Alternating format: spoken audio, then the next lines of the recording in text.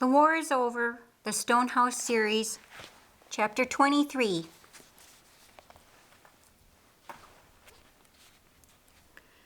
Raindrops were landing in puddles around the house of Lazarus, and Mary's chickens had retreated to the protection of their coop. The chill of late winter weather was kept at bay by Martha placing a few more sticks on the fire. This cold snap was a feeble attempt to hold back the approach of summer. Warm weather was coming, and just as light drives back darkness, the warmth of summer would soon be here to stay. Lazarus had his feet up on a pillow and was reclining on three more. His face was pointed towards light, coming from an oil lamp set high on a shelf. Lost in thought, his eyes were focused on nothing. He was drifting along in the midst of a 7-mile stare. Mary had been watching him. He still smelled of spikenard, as he would for several more days. After a few minutes, she picked up a pillow and threw it at him. As the soft fluff bounced off the side of his face, Mary asked, "My brother, where are you?" "I was wondering." "Wondering what, my brother?" she playfully asked, listening, wanting to hear him talk. She didn't care if he was contemplating the smell of garden dirt. She just wanted to hear his voice. "I am still hovering around the question why." "Why? Why what?" "I can see how being born of God benefits us, but I don't understand. What's in it for him?" From where he stood, leaning against warm fireplace rocks, Jesus responded, "Real companionship. But to obtain father-son-daughter camaraderie, he is faced with two opposing things. On the one side, he's looking for a family, people he can have fellowship with and be good to forever. And on the other side, even though it is his will that all be saved and come to the knowledge of the truth, he is not willing to let rebellion into his house ever again. Both of those things must be worked out at the same time. It's his desire tempered with reality." Laz continued with his question. "Okay, so how is this new covenant that is coming different for your father than what it has been?" "The primary modification is you will be spiritually alive instead of dead. If he touched you in your present condition, his touch would kill you. Just the brightness of his presence would burn you to a cinder." Martha wondered, "Is it something like when a man touched the Ark of the Covenant and died? Back when David was king? Here on earth, alive, is body alive, I mean. Oh, bother, stumbling around with my words. How did you talk about a man whose body has been dead for hundreds of years, but Laz walked and talked with him only 2 days ago? Ugh." Jesus, smiling at Martha with an understanding of her challenge, answered, "Yes, similar." Laz continued to pull for more. "Well, what else?" "Do you know how long of a time it was from when Adam and Eve broke covenant with my father until the time when Abraham came along?" "Well, no. I have heard, but I don't remember. I do know that it was a long time." "A long time it was, especially since we were looking for Abraham from the moment Adam sinned." "Why couldn't you find Abraham? How could you lose him?" Mary wondered. Jesus chuckled. "It wasn't that we were looking for a man called Abraham. We were looking for a person who was willing and able to do what we needed him to do. It wasn't an easy chore we needed him to accomplish." "Every person was examined," Jesus continued. we approached Adam and Eve to see if they could walk out the steps which were needed. The person we were looking for would have to believe the word of my Father above and beyond what they could see and feel. In reality, Martha and Mary, what we were looking for was similar to what we needed in you to get Lazarus out of the tomb. But with Lazarus, the stand in faith, believing my word and growing something from it, was only 4 days. The person we were hunting would have to stand in that faith place for 25 to 40 years, depending on how you count it. Martha was not used to having so much time without work to do. She was methodically moving through the home's central room in a straighten up and put away mode. With an armful of pillows, she responded to Jesus' statement, saying, "The more I chose to believe you and what you said, the easier it was to believe your word and your promise to me. To myself, I said, I choose to believe you, Jesus. I bend my will to match yours. After choosing, I was just playing a part and waiting to see how what you said was going to be carried out, what was going to happen." Everything in front of Martha was destined to be put away. Lazarus chose to get out of the way first. He gathered up his assortment of cushions from the floor and went to the west wall to sit next to Mary on the long bench. Mary added, "For me, I let my emotions and the words of those around me turn me away from your words to me, Jesus. I will not let that happen again." Still leaning against the warm fireplace stones, Jesus continued, "Job was the first person who got close to what we needed to work with, but not close enough. Even so, we believed it would be profitable for you to add the record of our interaction with him into the Book of Covenants. Job is a covenant man, and tremendous things were accomplished through him, especially if you consider the fact that he had no written word to stand on. Also, Job did not know that there was an enemy out there. He did not know that the kingdom of Satan existed.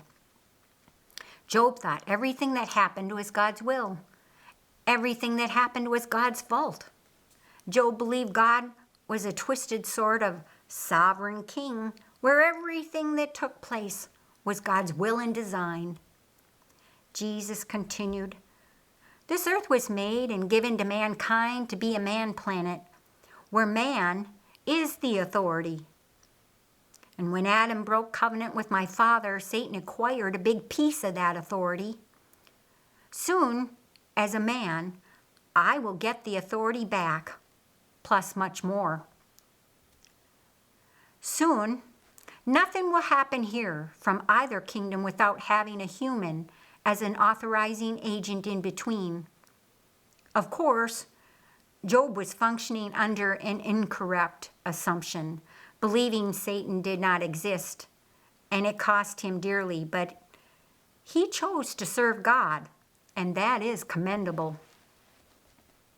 Without hardly allowing Jesus to take a breath, Lazarus continued, "Another why, Jesus? Isaiah and Ezekiel both talked about things they had written about Satan and his kingdom. They told me that they could not step out or expose too much of Satan's kingdom. Each said they were kept to writing things in a covered or hidden manner. Why?" Well, finally, an easy question to answer. Satan is a dead spirit until I finish my work here. I am the only alive spirit on earth. If we expose too much of that dead Satan spirit, way too many people would have followed him because of like association. Chickens gather together with other chickens because they are like creatures. After Adam sinned, man's dead spirit was too much like Satan's dead spirit. And exposing Satan would have put you and people like you at too much risk, a thing we were not willing to do. It was better to just get blamed for what Satan did to protect you from following him. Okay, let's go back to my original question. How is this new covenant that is coming different for your father than what has been? After we cut covenant with Abraham, we had an inroad to this earth. We had a voice here. There are characteristics in Abraham that are conducive to a good working relationship with my father. This question of yours, Lazarus, the answer to it is right in the middle of the biggest byproduct of the new birth. So, I ask a pretty good question, Mary moved over a little closer and gave her big brother a pat on the back. Way to go, my brother. Martha wrinkled her nose at both of them and asked, so what's the byproduct? Well, I told you how we searched for a long time to find Abraham, and through him we had an inroad into this earth. We cut covenant with him and had ongoing communication with him. He also talked to others about my father, and as a result, others entered into that covenant with my father. By the time Abraham's descendants left Egypt, my father had formed them into a great nation of millions of people. Martha questioned, I don't see how that is a byproduct. I'm not there yet. It's a big question. This fact of having millions of people to choose from did make things much easier, but often the people with certain desired characteristics could not be found, even among so many people. What did you do when you couldn't find the right person for the job? Mary wondered. What we could not do was what we did with Adam and Eve in the beginning. We made Adam and Eve from the ground up, so to speak. Yes, I suppose you did, said Martha, laughing. Jesus had moved over from the cook stove, and all 5 friends were now reclining on cushions on or near the long bench seat in the home's big room as he continued. We could not do that again because Adam's sin was so far-reaching. Technically, the earth did not belong to us, so because we could not just make the person we needed, we designed one instead. Lazarus was scratching his chin in a contemplative manner as he commented, I see the difference between making something and just designing something, but if you couldn't just make the person you needed, wouldn't you still need a man and a woman to have a baby? And if they were to have a baby, how does designing one make any difference? Wouldn't you still need someone somehow to implement the design? I don't understand. How could you do it? Okay, we're going to have a moment of creation education. The woman carries the egg and the man carries the seed, thousands upon thousands of seeds. Each one carries 1/2 of the ingredients for one unique person. Only one of the many thousands of seeds will join with the egg. And when the two come together, there are millions of variables branded. Just for the physical body alone, there are 30,000 lines of information that are identified and mapped out in an instant. At that same moment in time, the soul is printed and the spirit comes into existence. A complete human now exists who only needs time to grow and come forth. John, who had been rather quiet until now, said, Awesome design, Jesus. But how do you get the design you want? By the request of the parents. Isaac was the first. Abraham and Sarah wanted a son. We wanted a specifically designed person. With their covenant request, over the course of time, we were able to bring one specific egg and a seed together that would match the design we needed. rather than go to the beach to find one precise grain of sand on the seashore. We designed and aligned, but Abraham and Sarah built that one grain of sand and called him Isaac. Amazing. Did you ever do it again? John asked. Many times. Some are recorded in the Book of Covenants and some aren't. John the Baptizer was the last of his kind. Lazarus wondered, if he is the last, what will you do now? Well, this is where the benefit to my Father really shows up. Although we can start with the parents, we no longer have to begin at your conception. We can implement my Father's design at the new birth. Oh my, Lord Jesus, it's the water to wine, Martha exclaimed. Martha looked at her sister with scrunched up eyebrows. What? Lazarus saw it. Born of God. Dirty water turned into wine. Mary's eyes lit up. Yes, Jesus, my brother, I will look like you. At the time when you were born of my Father, he will add to you the part of himself to match the design we need you to be. And you will be brand new from the inside out. And you will be alive, and you will look like me. Mary pondered. I will look the same on the outside, but spirit me will look just like you, because I will have your nature, character, and ability of our Father in me. Spirit me will be perfect, complete, and equipped. Back on her feet again, and this time it appeared the fireplace was going to get some of Martha's attention. She pushed the coals around a bit, added some small sticks, which almost instantly popped into flame. Next, a few larger sticks were added.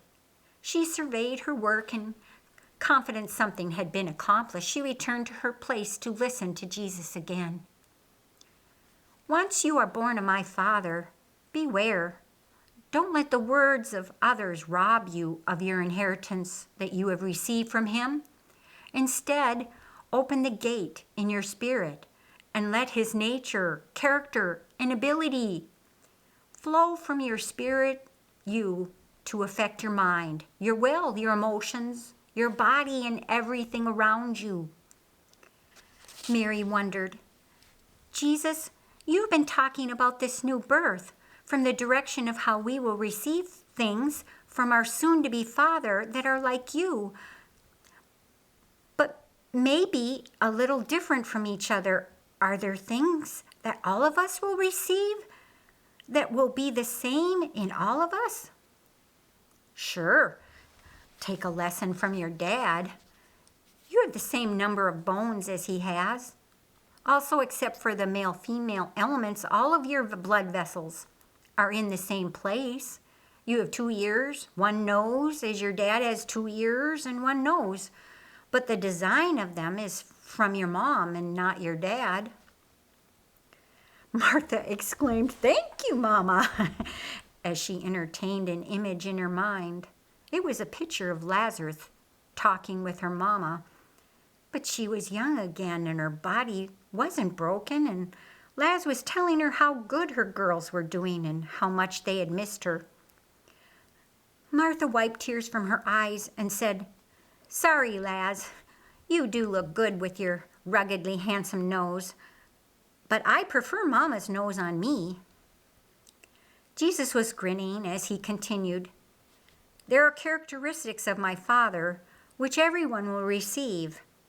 Fruit, if you will. For example, he is covenant love. Everyone receives the fullness of love.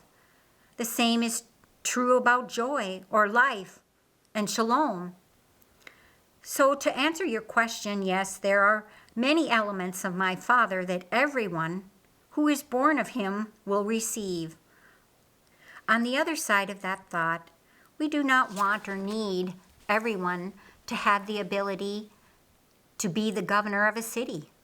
Neither would we want to give carpenter ability to everyone, The same is true for a cook or blacksmith or teacher. Quite often, it is the blending of abilities of my father and the subsequent training which finds the same ability of my father in a blacksmith, a stonemason, or a seamstress, but different abilities in the farmer, gardener, or shepherd.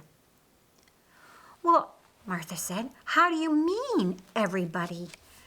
There are a lot of people who don't like you, Jesus, not even a little bit.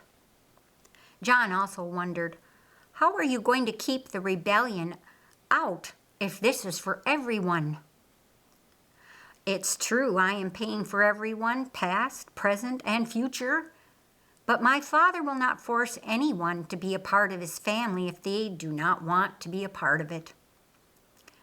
John observed, I think the heart of rebellion wants what you have, but wants nothing to do with you, Jesus.